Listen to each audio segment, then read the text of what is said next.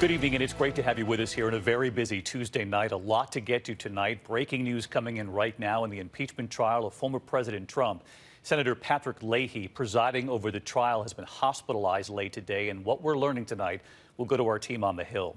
But we're going to begin tonight with President Biden and what he promised late today when it comes to vaccines in this country for millions of Americans waiting for them, saying he hopes to have enough vaccine for 300 million Americans by the end of the summer, ordering another 100 million doses from Pfizer and 100 million doses additional from Moderna.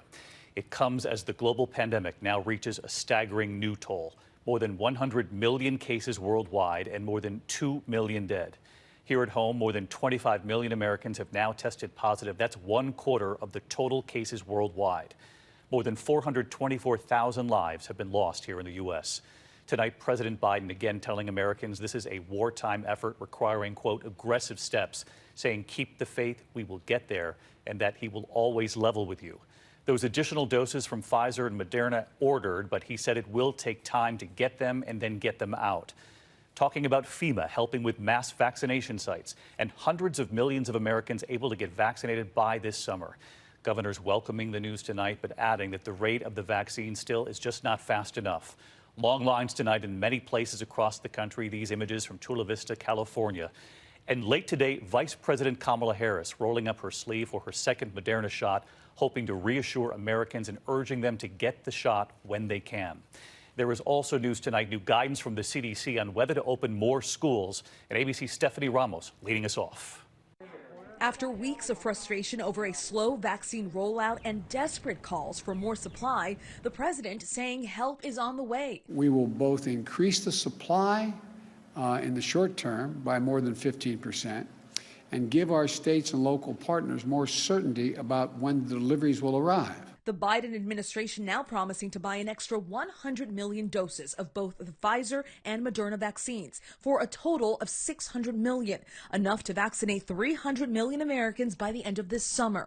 We expect these additional 200 million doses to be delivered this summer, and that increases the total vaccine order in the United States by 50%, from 400 million order to 600 million. The president confirming vaccine supply will ramp up as expected to 10 million doses a week and increase from there. Starting next week, another 1.4 million doses going out. We'll ensure that states, tribes, and territories will now always have a reliable 3-week forecast on what the supply they're going to get. This is going to help make sure governors, mayors, and local leaders have greater certainty around supply so they can carry out their plans to vaccinate as many people as possible. Late today, New York's Governor Andrew Cuomo reacting to the president's plan. We're getting about 16 to 17% more. So at least now we can do a schedule for 3 weeks and we can schedule appointments and start to run on an efficient basis rather than what's been going on. Millions are already facing long waits, a maze of busy websites, and jammed phone lines. Trying to get a COVID shot for my 92-year-old father. Art Silk in Colorado taking to the streets to ask for help finding a vaccine for his father, a 93-year-old World War II veteran. The pandemic is one thing, it's bad.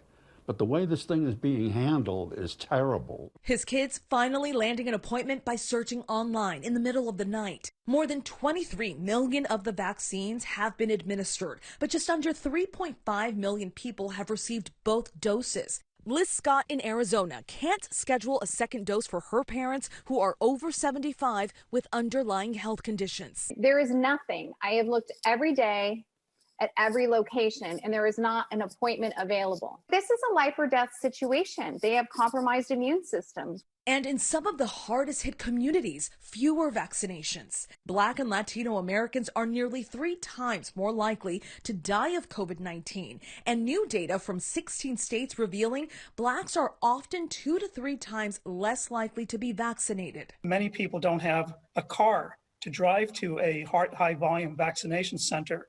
So where do they go if they don't have a personal or primary care physician? And the answer in many cases is there's nowhere to go.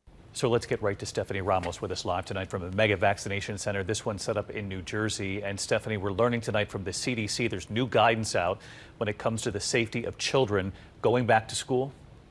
That's right, David. The study looked at 17 schools where masks were worn and social distancing rules were followed. Even though there was community spread of the virus at the time, researchers found that there wasn't much spread of the virus in schools when those precautions were followed. David. That was encouraging, too. All right, Stephanie Ramos leading us. Hi, everyone. George Stephanopoulos here. Thanks for checking out the ABC News YouTube channel. If you'd like to get more videos, show highlights, and watch live event coverage, click on the right over here to subscribe to our channel. And don't forget to download the ABC News app for breaking news alerts. Thanks for watching.